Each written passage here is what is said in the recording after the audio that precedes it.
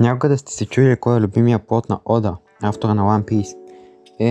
Днес ще разберете. Днескашното видео е колаб с друг аниме канал, а именно с The Chained Knight. Канала може да го намерите в заглавието или в описанието.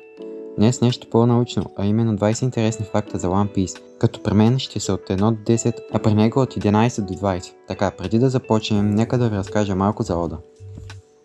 Ейчиро Ода на 49 години, роден на 1 януари 1975 година, и японски мангака, създател на така известното аниме One Piece, с супер малкото епизоди, а именно с 1100+. Мангата има 523 милиона продадени копия, като за последно е апдейтвано преди 2 години. Имайте на предвид, че последните 2 години, 2023 и 2024 са най-силните години за One Piece, така че може вече да има близо 600 милиона продадени копия. Ако сравните Наруто и Блич, пак няма да настигнат продадените копия на One Piece. Така, давайте направо да започваме и с фактите. Факт номер 1. Ода бе споменавал, че ако има възможност да изяде един дяволски плод, би бил този на Робин, а именно Хана Хана но Ми, за да има повече ръце и да рисува мангата по-бързо. Също така си спомням, че бе споменавал, че би изял и плода за невидимост.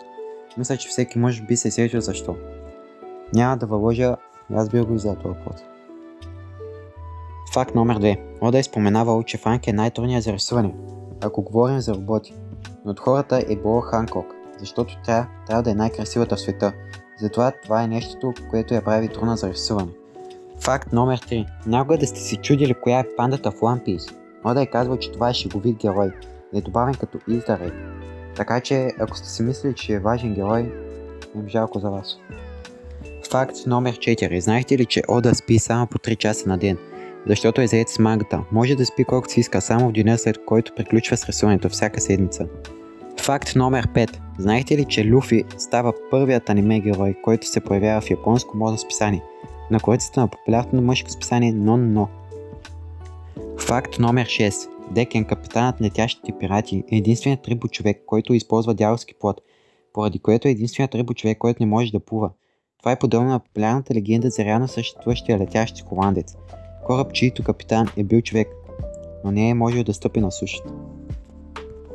Факт номер 7. Докато гледах One Piece, винаги се чудя защо Люфи и Ейс се спиват когато си поискат, а това се е дължало на факта, че Люфи, Ейс и Гарп страдат от неврологично разстройство, наречено нарколепсия, което причинява сънливост през деня. Ето защо. Факт номер 8. Едвард Нилгейт, по-познат като Бялата брада, има много белези на гърдите си, но няма такива на гърба си, което означава, че никога не е бягал от битка. На това му се вика мъж на място, буквално. Тези, които са гледали One Piece, ще разберат.